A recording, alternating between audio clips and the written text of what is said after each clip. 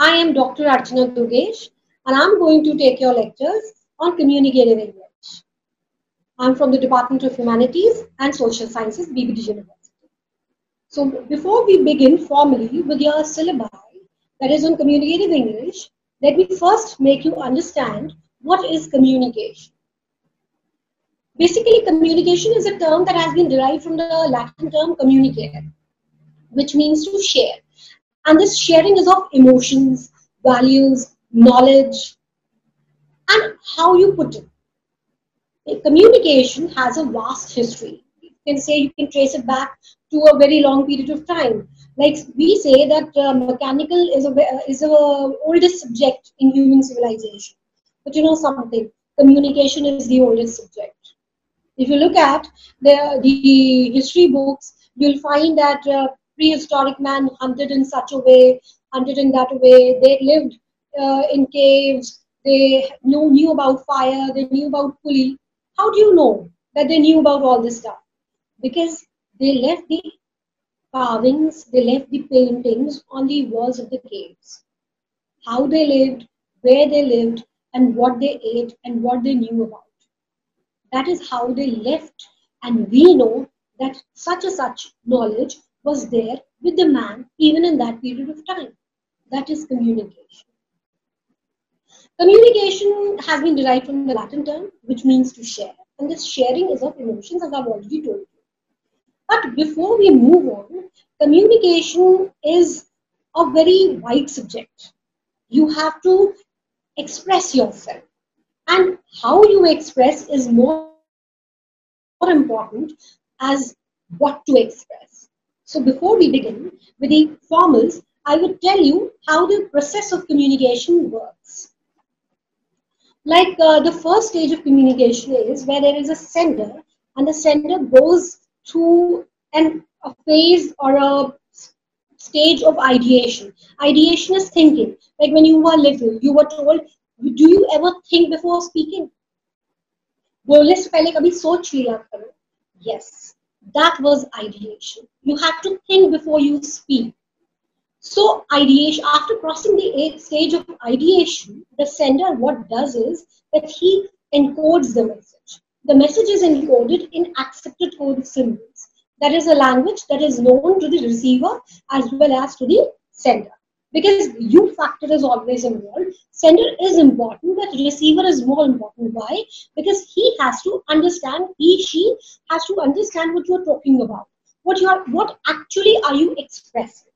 So after the message has been encoded and has been sent, it requires a channel. Channel is the medium through which you send your communication, rather you share your communication.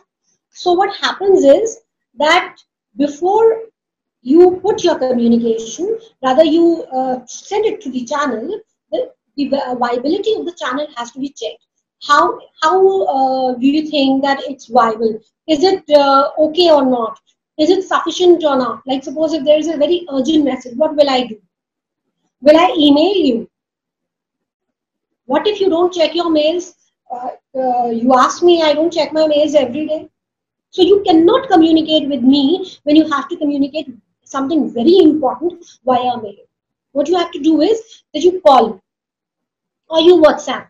But after 15, 20 minutes, 30 minutes or an hour, if you see that I'm not online and the message hasn't been delivered because it's not double tick or it's not blue tick, and maybe I have read it, but I have not responded. So you have to keep the communication going. You have to ask the receiver, why has this happened?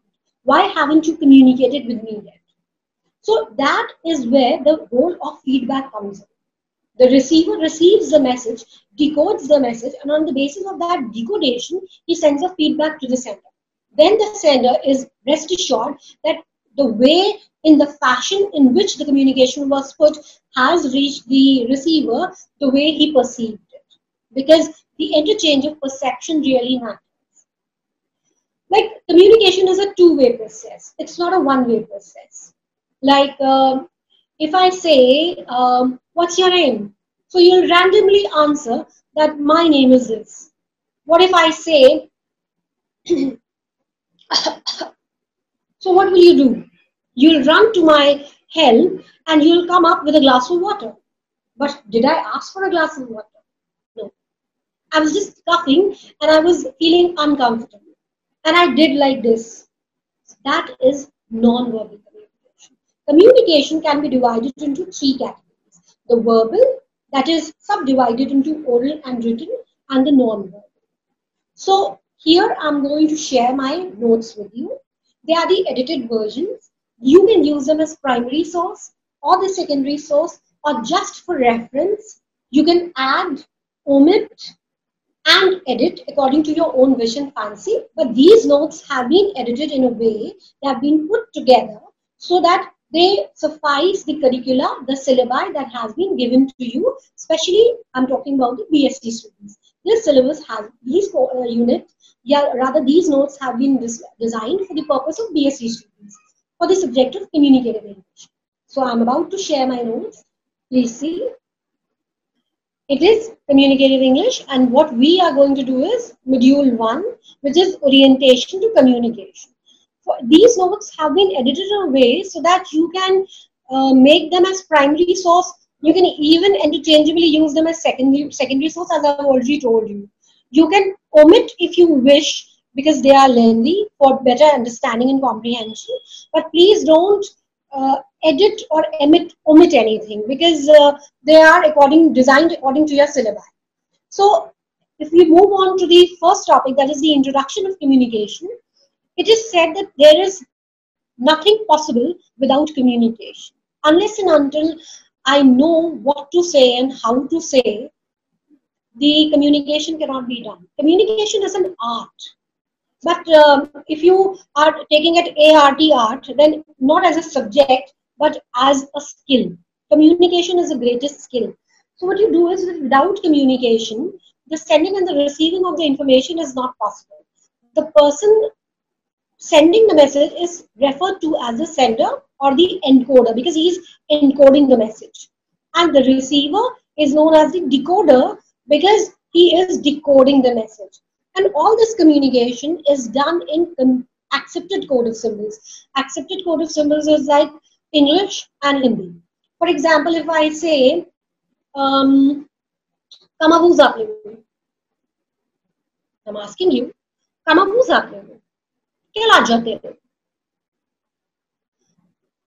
we, our citizen, you won't be able to understand because it's French and German. Because you don't know French and German. You know only English, Hindi, or maybe your regional language. If I say, Malamat nai, Akka din gosht, Karecha nai, Devacha naam ghe, you won't be able to understand because it's Marathi. You're not acquainted with Marathi. Language is learned in two ways. Either you acquire or you learn. So what happens is that if you acquire, then it's through the environment. Like suppose a child grows up and one day when he starts going to school, he says, I'm not going to school today, my tummy is hurting. आज मेरे पेट में बहुत दर्द है. How does a child know that dard means pain? Because it's through environment that he has acquired this. He hasn't been formally made to sit and learn the way you are taught at school or in college or in university. It's not that. So what happens is that when we talk about communication and interchanging, then the other way out is when you learn languages through learning. Like you have learned ABCD, you have learned E at school. That is what learning is all about. Like you have learned the binary operations, you have learned about the structures of teeth, that is canines, molars and premolars. What is this? This has been taught to you at school. You have learned it. So this is not acquisition. Acquisition is when, for example, if I say Malayalam kid is adopted at the age of 6 months by a Punjabi parent. So what will the child talk in? Malayalam or in Punjabi? The child will talk in Punjabi because he was just 6 months old and the reception was not there. Language is learned in 4 stages. LSRW. learning, listening, speaking, reading, and writing. So when you cross all these stages, you learn a language. Communication is always done through language. Language is a tool of communication. Now, if we move on to the definition of communication, it's a two-way process I've already explained between the sender and the receiver. Um, Communication, if you seek my opinion, then it has a very simple definition, and it means reaching mutual understanding. If suppose in my class some student is talking and I say, if I cue with my finger on my lips and that student understands is looking at me, and if I cue him, or rather if I say with my finger, I wave him off of my class, so what does that mean? He gets up and says, Mom, I'm sorry, because he thinks that he was involved in some kind of an indiscipline. He was doing something which was not appropriate for the class. His way of sitting, maybe his way of interacting was not appropriate, was not apposite for that environment. Apposite means appropriate, which is not suitable for that environment. So maybe, and then he stands up and he says, sorry. Did I seek for his apology? Did I ask him to apologize? No. But he reached that understanding because I was involved in some kind of a indiscipline, because I was talking to my friend. So maybe ma'am saw that, and perceiving it as a disturbance in the communication, she is asking me to leave the class. So that is what mutual understanding is all about. Like a couple of minutes back, I gave you an example where I was coughing and I made a gesture for a glass of water and somebody gave me. So that is reaching mutual understanding. For example, another example, if I am taking your class attendance and I look around on the table and I search for something in my pockets and it's not there. And then opening my attendance gesture, I put my palm forward. So what am I asking for?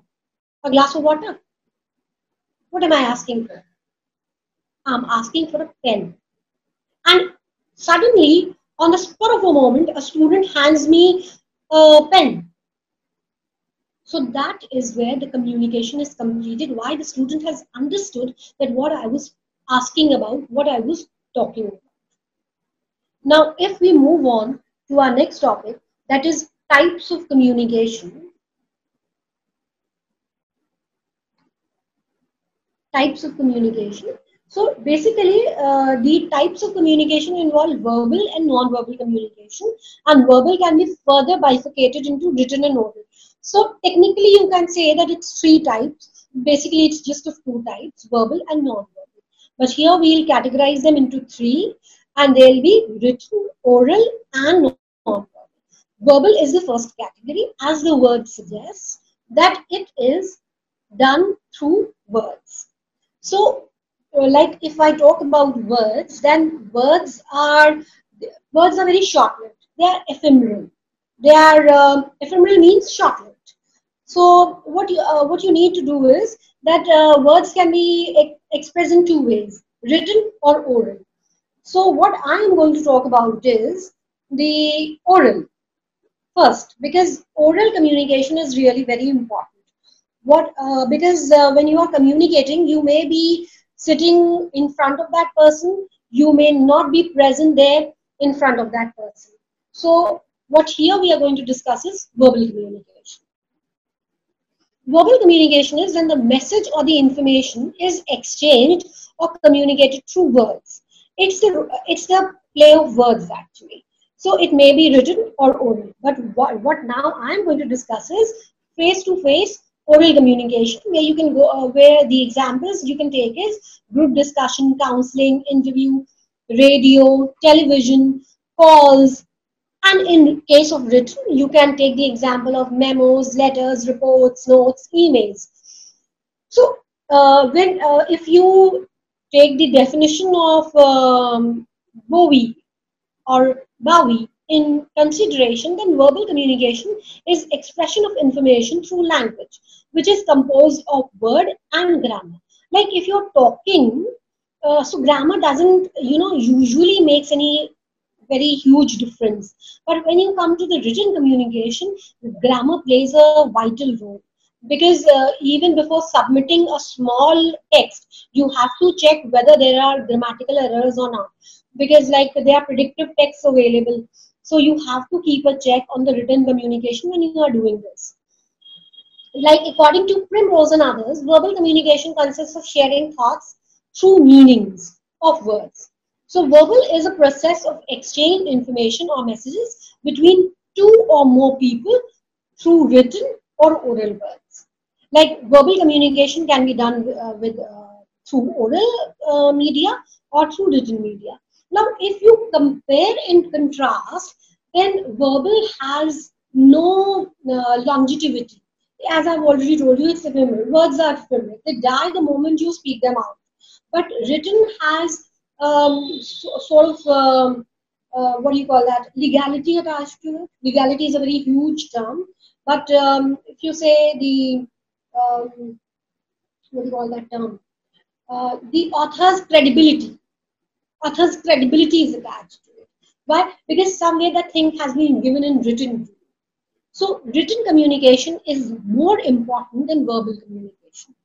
And the word verbal has been derived from the Latin term verbal, which means communication done with words. And communication, which has been derived from the Latin term communicare. So if you put them together, then verbal communication means sharing meanings and things by means of words, because language has always been used as a tool of communication. Verbal communication can be taken to mean many different things. However, one thing is always clear, that words must be involved in verbal communication. Words have been used for centuries as carriers of meaning. However, strictly speaking, both the communication use words. Both are verbal. That is oral and written. If we take for example, the oral communication, then oral communication is maximum. Why? Because oral communication is what we all do. We keep on doing oral communication all the time. We don't stop. And written communication has its limitations. Time is there, and you even, to an extent, you can even say that the written communication, though has credibility attached to it, but it's time taking. Even oral is not that time taking.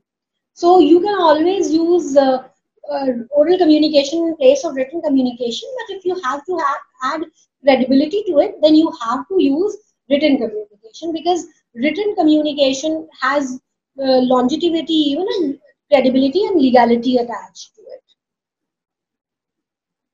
Now, if we talk about non-verbal communication, that is the second type of communication that I was sharing my views about.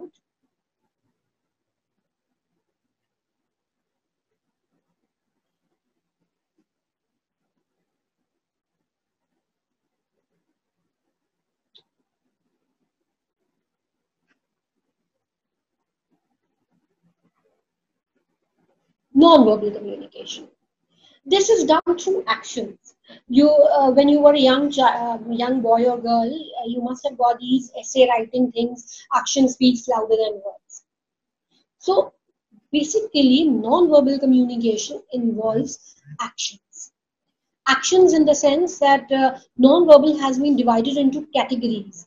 And if you wish to remember these categories, then the best part is that you remember them through COPACT. There is an acronym which means, which is like COPACT, KOPPACT. COPACT, in COPACT, K stands for kinesics. People usually even call it kinesics. It's the science of body language, like how you hold your body, the facial expressions, the gestures, the postures, the eye contact, everything involves kinesics or kinesics, that is the science of body language. If you talk of the second alphabet, that is O, it means oculexis. Oculexis means communication done with eyes. Like when we were very little, if we went to somebody's place and they offered us some eatables, like if imagine yourself in a situation where you have gone to your father's friend's house and you have been offered something to eat, say you some very delicacies, delectable things you like eating, and you look at your mummy, or if your dad is there, you look at your dad. And if they make a gesture with their eyes, it's a soft gesture, and they blink their eyes in affirmation. What do? You pick up the thing and you eat it. But if suppose they made a very stringent and strict look with their eye, would you dare to pick up from the platter? No. You simply say, I had it, I'm full, I won't be able to eat. So no, that is how communication is done with eyes. The communication with eyes is a very delicate information, and I would like to, enlighten you on this. If you, it will take a bit extra time, but I'll tell you something. Before, like, if you talk about kinesics, we can go back to kinesics even if you wish. And it talks about the facial expressions, gesture, and the postures, and the eye movement. The anthropologist Ray Birdwhistell in 1952 gave this dictum about kinesics. He said that kinesics is basically culturally bound, and because if you know it, then you will be able to understand it. But if you don't know it, then you won't be able to understand it. So, like there are so many gestures.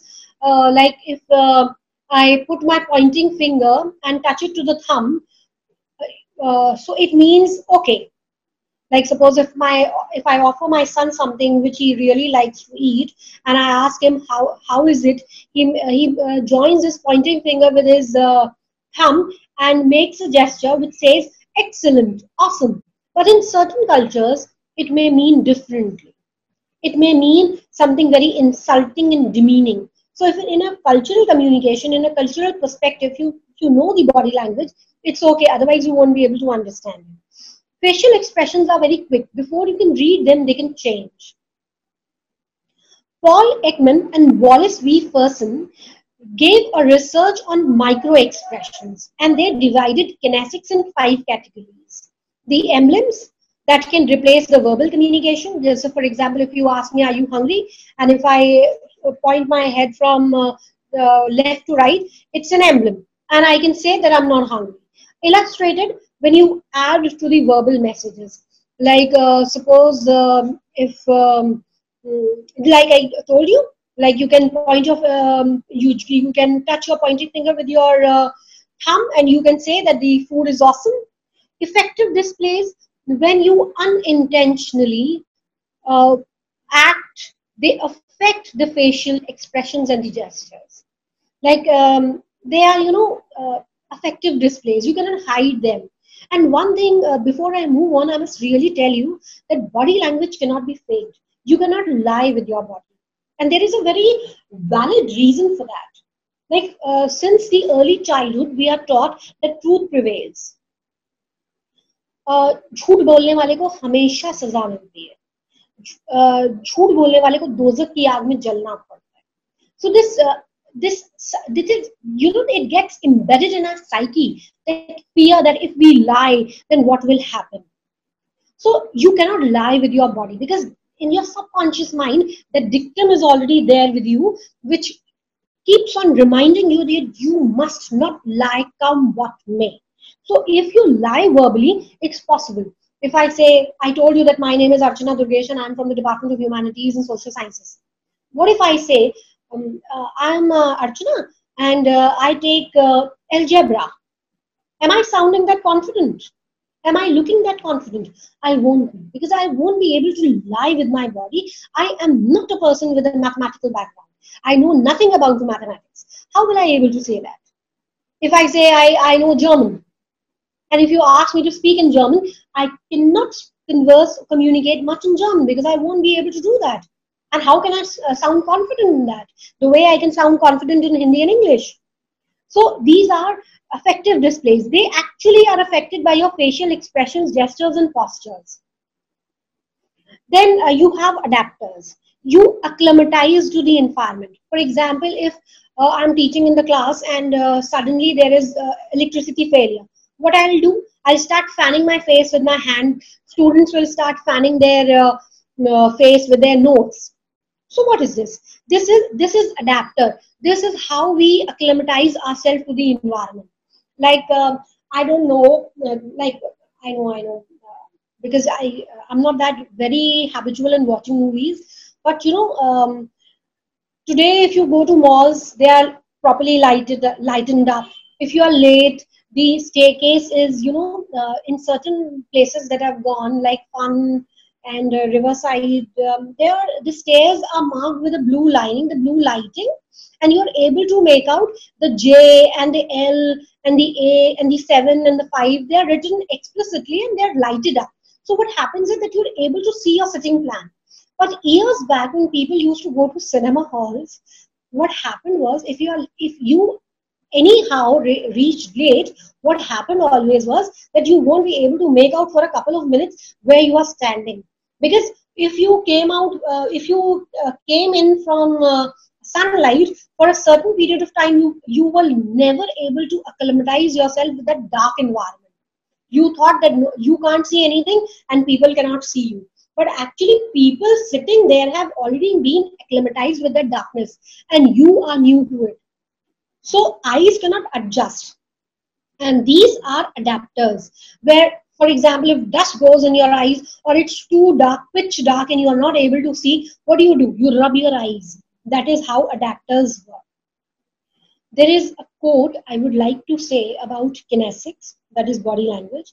Deafness has left me acutely aware of both the duplicity that language is capable of and many expressions that body cannot hide. It's by Terry Galloway. And Terry actually, I'll cut short for you. Terry met with an accident once, and he was indisposed for quite a period of time in bed. So when his nurse came or his family members came, he used to very closely observe their body language, and then he realized that how people, what people say, and what actually is going on in their mind. You cannot fake your body language. So if we come to oculexis, then oculexis is communication done with eyes, where you express yourself beautifully with the behavior of eyes or movement. Like scholars like Ventus have says have said that language of eyes is very different. Oculexis is eye behavior. Looking at and looking away in oculexis both mean. Like if I'm looking at you, that means I'm giving you attention. But if I'm looking away from you, which means I am not giving you that attention. It covers all. How, for how long, where you look, and again, culture comes in. Like in Asia, having a long eye contact is considered rude. Lowering your eyes and talking is a sign of respect. But if you go to American culture, then not looking into the eyes and communicating means disrespect. Now, again, if you come to the bifurcation of oculexis, then there are emblems. Like someone is looking at me, so it can mean that she's testing me, she's trying to make out in what kind of level I'm standing up to, where do I stand, what is my standard, what is my status. They're illustrators. They they actually add meaning to what we are saying. Then they are affective displayers. They actually describe. Cervantes has given a very beautiful definition. He says description of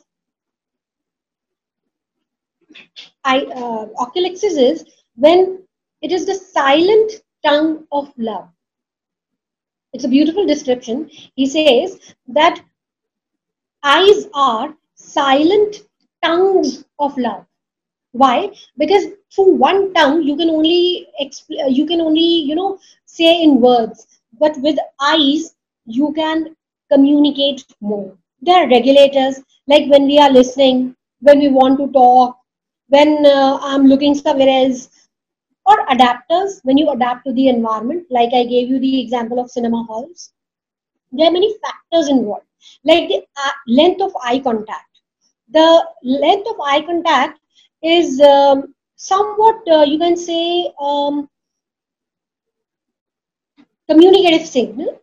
Like if I'm giving you avoidance, then it will be of nearly about 1 by 25th of a second.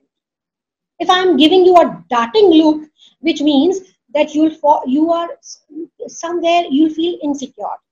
Like London studies says that if you continuously give a gaze of about a fixed gaze of about 3.25 seconds, it means trustworthiness.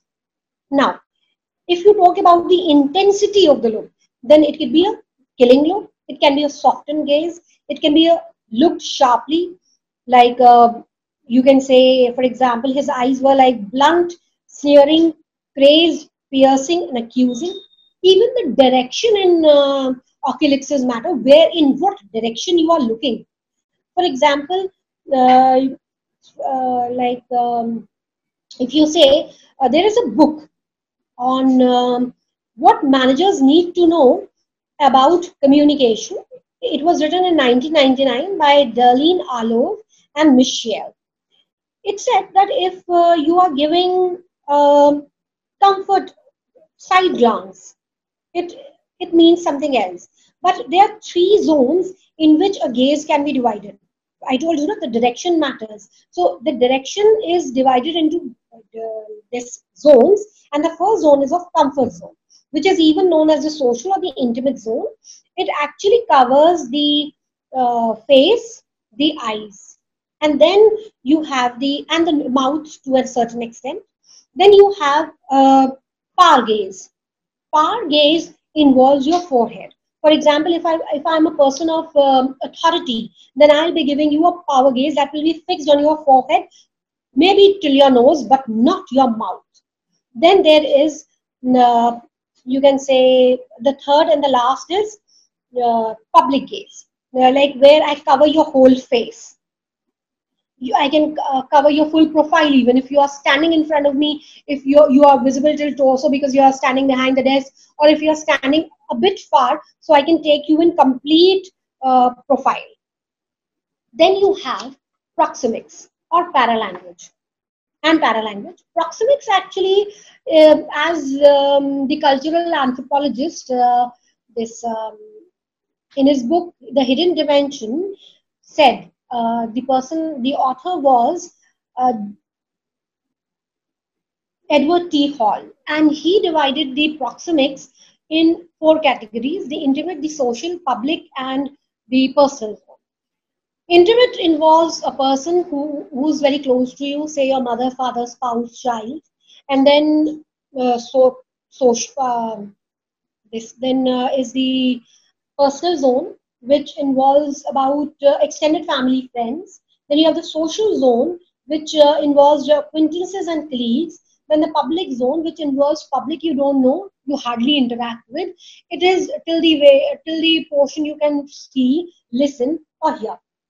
Now, what I have talked about by now in the case of proxemics is the horizontal distance. What I was telling you about the intimate, the personal, social, and the public was in horizontal. But there is even a sense of vertical distancing. If you talk about the vertical distancing, then there are categories like territorial. Territorial in the sense it's a bubble wrap, it's movable. Like I don't interact with everybody, I don't communicate, I don't share my feelings with everybody. If we take the example of Sushant Singh Rajput, he committed suicide. You know, these kinds of people, they don't, you get into such suicidal tendencies and you don't communicate with people. Actually, you are wrapped up in your bubble. You are not allowing people to come into your bubble so that you can communicate with them. It should be avoided. It's movable, and wherever you go, you move. So, and then there is, it is like occupancy of your body. It's in the occupancy of your body. And then there is primary territoriality. Primary can even be known as your home territory, where you live, the house, the office, the car that you own, because they even talk a lot about you. Like secondary, if I say interactional, like work location, public, that anybody can come and move. Now, here, before we move on, I must tell you that they can be used interchangeably. Like, for example, my primary occupancy is my office, and my office number is 108. It's on the second floor, and the room number is 108. I share it with my colleagues. So, if I talk about my territoriality, it is my primary place because it's my office. But it becomes secondary because I interact with people. My students are allowed to come in. They can come and communicate with me all the time because I'm available. But it becomes public when a person who is not employed, who's not seek admission in my university and still comes to meet, then it becomes a public zone. So it can be used interchangeably. There are territorial markers. Because this is something which I'm telling you for your knowledge. Territorial markers are like the central markers. For if I say, example, bag or a hand on the bench. Like you are sitting in the student mall and somebody comes up and they say, I want to sit here, but you put your hand on the chair and you say it's already taken. You come first in the class and you put your bag. That is a territorial marker. That is the central marker. But if you put a boundary marker, that is the boundary around your house or a fence, there is another territorial marker that is ear marker, that you put a poster on your tape on your door and you say, keep out, please do not disturb, no entry without permission. So these are ear markers. Okay, so we have covered the K, O and the P. Sujit? Sujit? 3. So dear students, today we have learnt about communication.